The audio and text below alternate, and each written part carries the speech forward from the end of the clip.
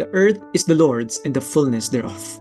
Bawat bagay na meron tayo ngayon sa buhay natin ay pinagkatiwala at pinahiram lamang sa atin ng Diyos. Darating ang panahon, no matter how good we are, lahat ng ito ay lilipas dahil ang totoong may-ari nito ay ang Diyos. So if you aim and desire for a bigger blessing, it also means a bigger responsibility. Gusto kang pagpalain ng Diyos, pero ang tanong, handa ka na ba? Mapagkakatiwalaan ka ba ng Panginoon sa meron ka ngayon? Ito po ang pag-uusapan natin sa ating lesson about stewardship. Sabi ni Dr. Miles Monroe, whatever you mismanage, you will lose. If you mismanage your body, you will lose it. If you mismanage your business, you will lose it. If you mismanage your relationships, you might lose it. Kaya nga most of the times, God does not give the things that we pray for, but only the things that we can manage. Ano ba yung kaya mong hawakan ngayon? Di ba sabi ng Bible, He giveth to each one according to their abilities. And good management is always the key for growth. Kahit gaano mo pa kamahal ang anak mo, I'm sure hindi mo siya bibigyan ng isang sasakyan na mamahalin, lalo na kung siya ay 5 taong gulang pa lang. Dahil aanahin naman niya yun.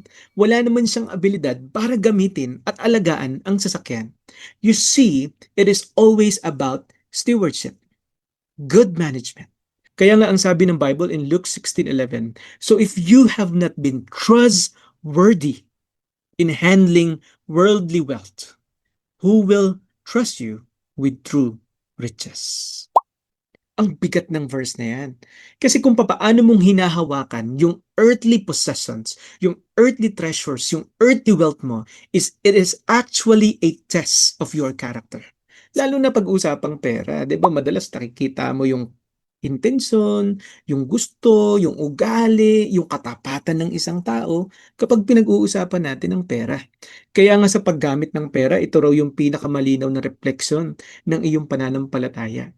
If we can't be trusted with temporary wealth, how can we be trusted with eternal responsibilities and treasures na ibibigay ng Panginoon sa kanyang eternal kingdom?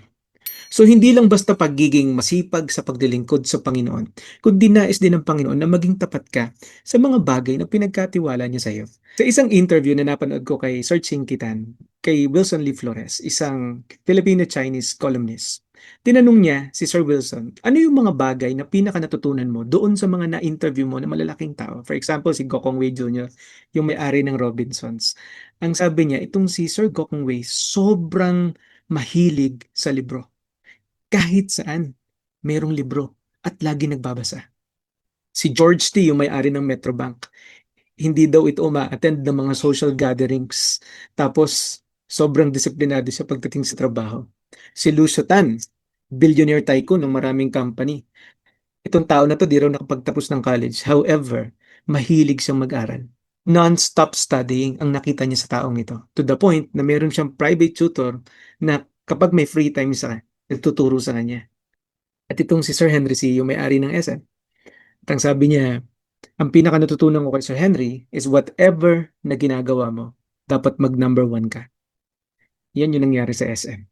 You see, these people have one thing in common. They are all good managers. Madalas nating nakikita yung successes, pero hindi natin nakita yung process behind that. Sacrifices were made, discipline is present, consistency is there, and many more. But again, at the end of the day, you have to recognize that God is the ultimate source, the owner, and the blesser, and we are just stewards. Kaya kung usapang stewardship din lang, ito yung pinakamagandang parable sa Bible na pag-uusapan natin tungkol dito. In Matthew chapter 25, verse 14 to 30, ang sabi ng Bible, again, it will be like a man going on a journey who called his servants and entrusted his wealth to them. To the one, he gave 5 talents, to another 2 talents, and to another 1 talent, each according to his ability. Tapos ito daw mayaman na ito went on his journey ng napakatagal. Then the man who had received 5 talents went at once and put his money to work and gave 5 talents more. Grabe no, nag 100% ROI. So also the one with 2 talents gained 2 more, dumoble din. But the man who had received 1 talent went off, dug a hole in the ground, and hid his master's money. Tinago sa ilalim ng lupa. And after a long time, the master of those servants returned and settled accounts with them. The man who had received 5 talents brought the other 5. Master, he said, you entrusted me with 5 talents. See, I have gained 5 more. Dinoble ko, master. His master replied, well done, good and faithful servant. You have been faithful with a few things. I will put you in charge of many things. Come and share your master's happiness. Then the man who had 2 talents also came. At sabi niya, Master, ito na yung dalawa, bibigay ko sa iyo 4 na. And his master replied, well done, good and faithful servant. You have been faithful for a few things. I will put you in charge of many things. Come and share your master's happiness. So verse 24, then the man who had received 1 talent came. Master, he said, I knew that you were a hard man. Malupit ka, master. Harvesting where you have not sown and gathering where you have not scattered seed. Sabi niya, ikaw lang naman makikinabang dito eh. Baka magalaw ko lang yung pera, maubos ko lang. So I was afraid and went out and hid your gold in the ground. See, here it is, what belongs to you. Binalik niya lang. No, nilagay niya lang sa ilalim ng lupa. And his master replied, you wicked, lazy servant. So you knew that I harvest where I have not sown and gather where I have not scattered seed? Well then, you should have put my money on deposit with the banker. Sana inlagay mo lang sa bangko so that when I returned, I would have received it back with interest. So take the bag of gold from him, give to the one who has 10 bags, for whoever has will be given more, and they will have an abundance. And whoever does not have, even what they have will be taken from them, and throw that worthless servant outside into the darkness, where there will be weeping and gnashing of teeth. 3 servants na pinagkatiwalaan, iba-iba ng halaga, pero lahat sila binigyan. Hindi dahil gustong magpayaman lang ng master nila, kundi dahil gustong pagpalain at ipromote ng master ang 3 servants niya na ito. Paano nangyari yung pastor? Tignan natin yung setup na ginagawa ng master para sa kanyang mga servants. Ito yung status nila. Sila ay mga alipin or mga servants. Napag-usapan natin na mayroong 4 na klase ng servants in the ancient times. Yung number 1, yung slave. Usually they are the prisoners of war. Mga alipin sila. And they have no rights for themselves. So kung ano lang yung gusto ng master nila, yun ang susundin nila. Pangalawa, yung hirelings. Ito yung mga bayaran. Kung mayroong ipapagawa sa kanila, babayaran sila. Yung pangatlo ay yung mga servants. Ito din ay mga alipin, pero may expiration date yung kanilang pagsaserve sa kanilang master. Marahil 6 years or 10 years, pagbayad na yung lahat ng utang. At yung pang-apat naman ay yung bond servants. Usually kasi, kaya nagiging servant dahil sa utang ng magulang o utang nila. Ngayon, kapag yung servant ay nakapagbayad na at pwede na siyang makalaya, pero napamahal na siya sa master niya, may desisyon siya ngayon kung aalis na siya o mananatili sa master niya. Pag nanatili siya, siya ay maglilingkod at mangangako na habang buhay ay nasa poder ng kanyang master. Ang tawag dito ay bond servant. Itong mga servants na ito, ang ginamit na salita sa kanila sa Grego ay doulos. Hindi natin alam kung bond servant ba sila, kung servant ba sila, o kung slave sila. Pero isang bagay na pwede nating makita dito is that anuman sila dyan, pinagkatiwalaan sila ng malaking halaga. They were entrusted with a big, big responsibility. Sabi ng Bible, they were given talents, each according to their abilities. Meaning, alam ng master ang abilidad nila, matagal na niyang kasama ang mga taong ito, nakita niya ito, at marahil training niya pa ito dahil gusto niyang i-promote ang 3 ito. Sa ano, pastor? Ang gusto niyang mangyari sa kanila ay maging managers. Sabi ng verse 15, and entrusted his wealth to them. Noong una, mga naglilingkod lang sila. Mga servant sila, mga trabahador sila. Pero ngayon, pinagkatiwalaan na sila ng malaking task. Nakita yung katapatan nila eh. Pinagkatiwalaan sila ng malaking task. Alam nyo ba na ang halaga ng 1 talent is 20 years of minimum wage? Kung sa Pilipinas, ang minimum wage ay 645 pesos, i-times mo yun sa 20 years. Grabe, ang laking halaga nun. Milyon-milyon yun.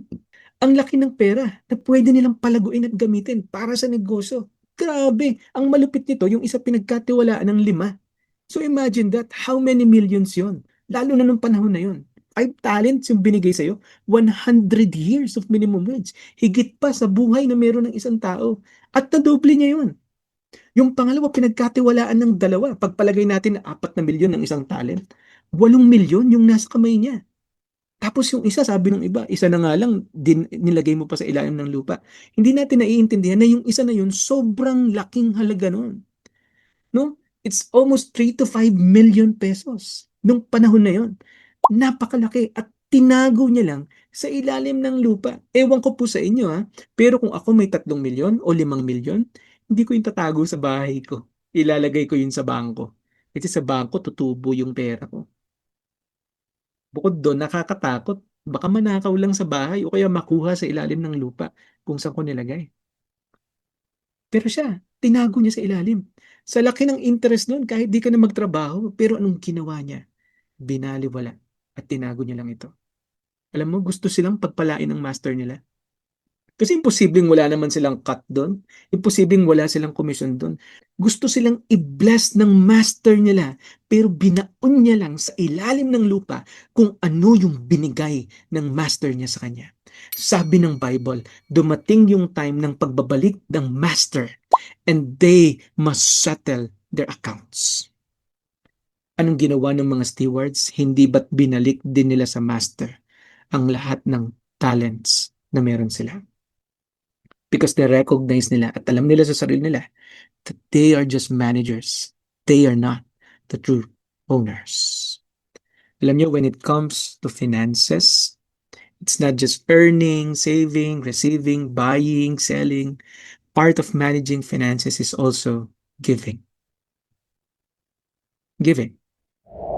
And giving, it is God's way to protect you from greediness, to prepare you for promotion, and to prosper you bilang isang tao. Napakahalaga niyan. You cannot outgive God. Di ba sabi ko sa isa sa mga lesson natin sa maturity class, ang tunay na nagmamahal, nagbibigay. Hindi nakita ng servant na ito na gusto siyang pagpalain ng master niya. Kasi ang goal talaga ng master niya is not just for them to be managers, but for them to be investors. Tingnan niyo ang sabi ng verse 23. Well done, good and faithful servant. You have been faithful with a few things. I will put you in charge of many things. Come and share your master's happiness. Nandun sila sa isang lamesa. Kakain sila ng sama-sama. Hindi na lang siya basta magiging managers, hindi lang to basta celebration, kundi para bang magiging business partners na sila. Dahil naging faithful itong mga managers na to sa mga task na binigay sa kanila. Kaya nga ang sabi, come and share your master's happiness. Para bang isang boardroom sa isang kumpanya, di ba? Yung stewardship task pala na yun is a setup for their promotion. Hindi dahil gusto lang niyang magpayaman, kasi mayaman naman na yung master eh. Ano pa bang may dudulot nun sa buhay niya? Kung hindi, nais niyang itaas ang antas ng buhay ng kanyang mga lingkod. Sabi ng verse 29, for whoever has will be given more, and they will have an abundance, and whoever does not have, even what they have, will be taken from them. Yung dalawa na naging tapat, lalo pang pinagkatiwalaan. Yung isa na nagbaon, lalong nawalan. Naging tamad, hindi kumilos, hindi ginamit kung anuman yung pinagkatiwala sa kanya. Sinayang niya. Pero ang masakit nun, di niya lang basta sinayang eh. Ininsulto niya pa yung master niya. Hindi niya nakita na sobrang laki ng tiwala na binigay sa kanya ng master niya. Na gusto ng master niya na pagpalain siya. Pero siya mismo ang naging dahilan kung bakit hindi niya naranasan yung pagpapala na nakaset up para sa kanya. He suffered. He was placed into a place of torment. You see, the Lord wants to bless us. But we also have to understand that we need to prepare and to be equipped para ma-handle natin ng tama ang pagpapala na ibibigay ng Panginoon. Anong gagawin ko, Pastor? 3 bagay na dapat mong makita. Number 1, always recognize that you are God's steward. Whatever successes that you have, whatever things na meron ka ngayon, it's all because of the grace of God. And even in the times of losses, pwede kang bumalik sa Panginoon, recognizing, Panginoon, sa'yo to, ikaw to, alam ko, Panginoon, na kung ito man ay inalis mo, alam kong kalooban mo to. Lagi mong i-recognize yung sarili mo na hindi ikaw yung ultimate owner, laging ang Diyos. Pag ginawa mo yon, higit ang kayang gawin ng Diyos kaysa sa mga kakayahan na meron ka. Pangalawa, hindi lang i-recognize mo siya na siya yung tunay na may-ari. Pray for godly and able mentors. Napakalaking bagay na magkaroon ka ng mentor sa buhay mo. Kasi maraming bagay na maituturo niya sa iyo. Shortcut yan sa maraming bagay sa buhay.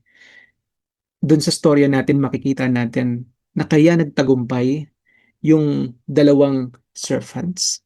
It's because they have a master. Not just a master. They have a mentor. Importante yan. Join a small group. Go to church. Be part of Bible studies. Huwag kang mag-function ng ikaw lang. Kailangan may accountability. Kailangan merong mga pastors na nag-lead sa'yo. Kailangan merong mga taong nagme-mentor sa'yo pagdating sa mga bagay na sisimulan mo. So pray for people na magme-mentor sa'yo. And also, be faithful to the Lord. And use wisely whatever He has entrusted you for His glory. Focus on the blesser, not on the blessings. Blessings will come and go, but God, our blesser, will remain the same forever. He is always faithful. Everything that you will do, every decisions na gagawin mo sa buhay mo, isangguni mo ito sa Panginoon. Higit sa anumang mga bagay na meron ka ngayon, maging tapat ka at maging tapat ka sa Panginoon. At sa kung ano man ang pinagkatiwala ng Diyos sa iyo, itanim mo, alagaan mo, palaguin mo. In this will we end. Merong kwento sa Bible na merong dalawang lalaki na nagtayo ng kanilang bahay. Yung isa nagtayo sa buhangin, yung isa nagtayo ng bahay sa bato. At nung dumating yung bagyo, ang sabi ng salita ng Panginoon, yung nagtayo sa buhangin, mas mabilis ang natapos, pero mas mabilis gumuho yung bahay niya. Samantala nagtayo sa bato, mas napagastos, mas nahirapan, kasi bato nga naman yung pundasyon, pero ito'y nanatili. At ang sabi ng salita ng Diyos, ang sino mang nakikinig at sumusunod sa aking salita ay parang isang tao na nagtatayo ng bahay sa bato. Sa kwento na ito, makikita natin na hindi tayo exempted sa bagyo. Lahat tayo dadaan dyan. Pero anong pinagkaiba ng dalawang bahay na ito? Yung pundasyon. Yung isa, matibay. Yung isa, bahaw. Anumang bagay na ipibuild mo sa buhay mo, i-build mo ito sa matibay na pundasyon. I-build mo sa Panginoon. Be faithful to God. Always be guided by His word. Trust in Him. Pray for godly people. Pray for godly mentors na magiging accountable sa buhay mo. Minister. Use whatever God had given you. Be faithful to whatever He had entrusted you. Build your life on the rock at the center of His will. Be a good steward. Dito na po nagtatapos ang ating klase ngayong oras na ito. See you po sa ating next class. Kita-kits!